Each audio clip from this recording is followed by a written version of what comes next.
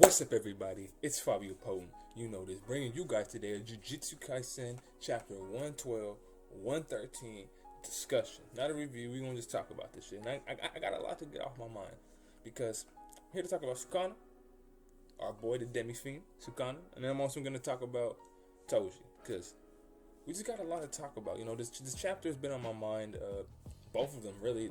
112, I think, was just the brutality, and I want to talk about that and how Gege is hooping. And then 113, I want to talk about it because I just do not comprehend. I do not comprehend. So, without further ado, we're gonna get straight into the video. Let's talk about this Kaisen greatness.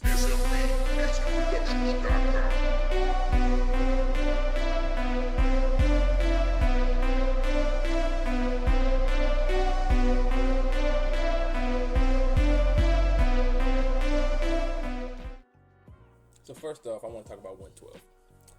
112 was a chapter in which Sukana was somewhat resurrected, not really, but he came up and he was taking over Yuji's body, really. He possessed him, and Jugo, aka Volcano Head Boy, helped out. And I think a lot of people, this chapter was really good because it was really nice, not really nostalgic, because I guess kind of, because I've been reading Kaisen for like 2 years now since it's been published for a long time. It was a very nostalgic-ish chapter. It was about a Jujutsu Kaisen chapter as you could get. And what I mean by that, it was dark, people died. That's what I mean. I think that's why a lot of people fell in love with Kaisen. I think people like the character designs, the power system, and just how dark the series can get at sometimes. Because Jujutsu Kaisen, it's a very fun series. We have fun. Hands thrown, but it can go there. It can definitely go there at times. So with chapter 112, we had two homegirls stand before Sukana, and I'll put their names on screen. I forgot the homegirl's name, forgive me. And you know, they want to get rid of Brainiac Ghetto, as I call him, you know, Brainy Ghetto. They want to get rid of the home dude that's in Ghetto's body because it's not really him, and they love their master. They know where another finger's at, and they ask Sukana for help. They want Sukana's help to kill Ghetto, or Brainiac Ghetto. And what I love about this is Sukana is so calm and composed. He is like, he's just a different type of time. It's a completely different type of energy. And Gege is a god because that's Yuji. That is the protagonist's body. That's the protagonist's face. That's the main character that we've been following for 100 chapters. That's Yuji right there. Yuji's body killed that girl.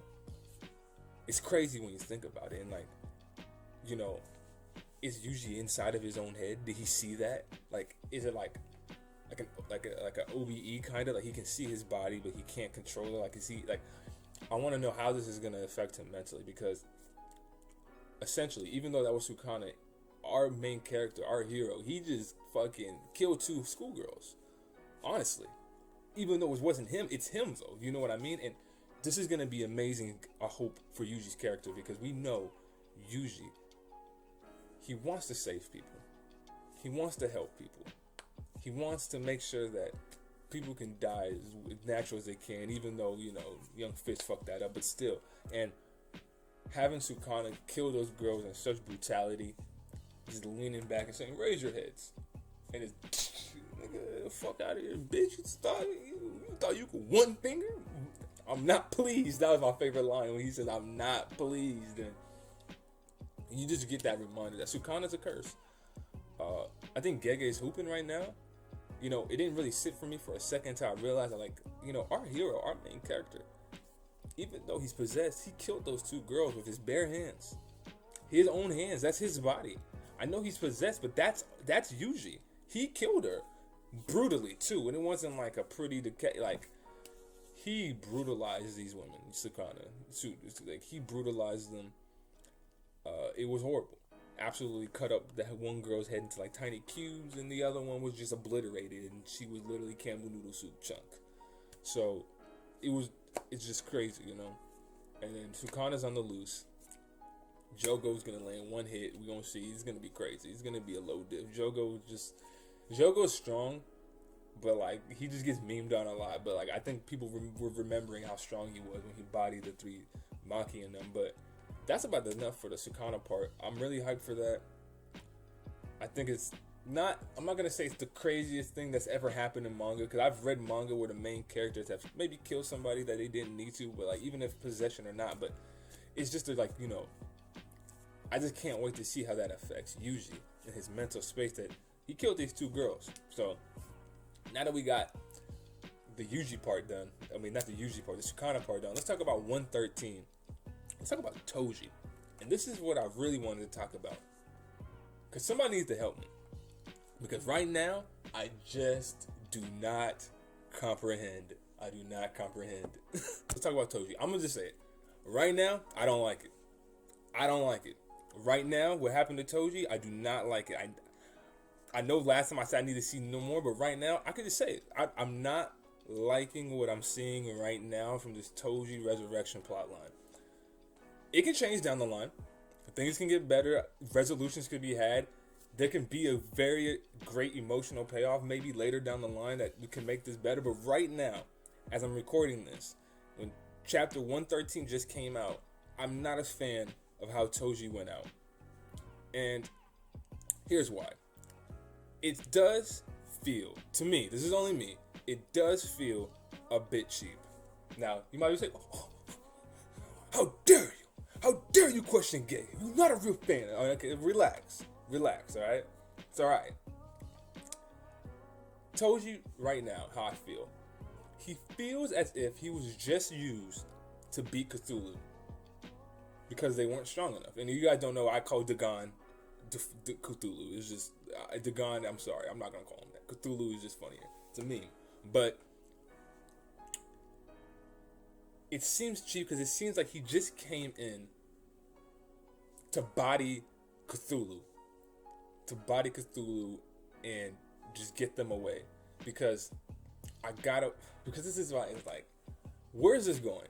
I don't comprehend. Like, I literally don't get it. Like, maybe Gege's playing 7D chess. I just don't see it yet. But like, just having this man kill himself in front of Megumi randomly after he was just fighting nonstop against him to be like, hey, you know, what's your name? And he's like, Fushiguro, so not Zenin, huh? And then kills himself. And when I reread it, I liked it a little more. If I look at the chapter by itself, I liked 113 a lot. I thought it was a really nice and abrupt kind of like, huh? Like at the end, like, we're confused and Megumi's confused about why this random ass man just asked him what's his name was and then killed himself. And if you look at the chapter isolated, it's not that it's good. But when you look at it in totality, with the things that happened before it, you know, it just makes you question. It just does. But like, hopefully it does lead down the line to some more development from Megumi, which it will probably. He's gonna ask, who was that guy? Who is this guy? I'm almost 100% certain he's gonna figure that out. But I guess I kind of am happy that this kind of happened in some sense, though. Let me go with some positive.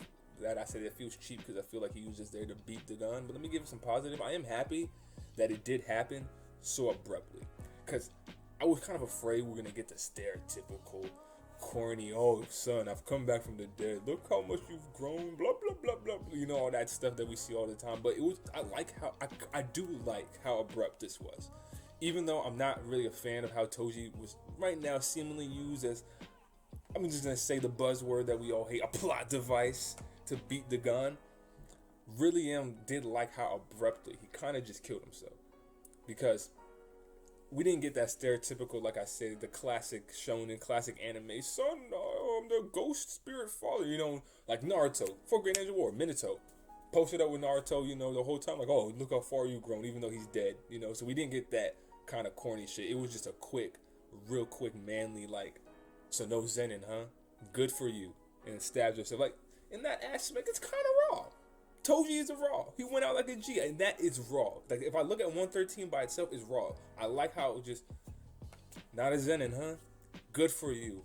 Bah. That's cold. It's real dude. But it just feels a little cheap. I'm not gonna lie. When he just beat the gun. Maybe would have liked to see more of exchange, a little bit more dialogue. Maybe not like I was saying, not like the stereotypical, oh son, it's a little bit more. But overall, I do feel like it is a bit cheap. Maybe it could have been done better. Still, before I reserve final thoughts on this, I'm still going to wait till down the line to see what Gege does with this, because Megumi's going to have questions. Let's see what happens with that, and we'll see. I think it's clear as day we're going to get more Toji flashbacks. I don't think, as of right now, he'll come back into the current timeline. Don't really want him to either. You know, we don't want this Ghetto Tensei overdone stuff, you know. So, but we'll see where this goes with Megumi so far. Hopefully it does lead to stuff. But just like I said right now, it does feel a little bit cheap. I'm not going to lie.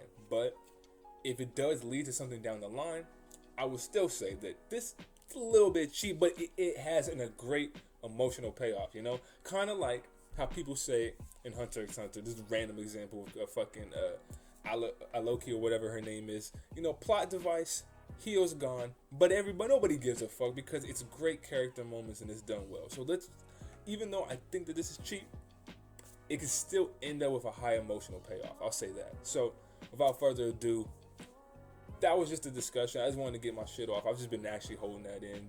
Pause. So, but yeah, that was the talk about Jujutsu Kaisen 112, 113. Now, I am coming back a little bit more. I'm going to be uploading a little bit more. I'm sorry. Shin Megami Tensei's GOAT. All of them. But Act Age. I have been reading Act Age. I think I'm on chapter 62. I'm going to be doing a first impressions video because Act Age is gas. Konoyagi Yay? Best girl and boy in Jump at the same time. Who knew? But anyways, Jujutsu Kaisen 112, 113. Follow your post. Make sure y'all like and subscribe. I'll see you on the next.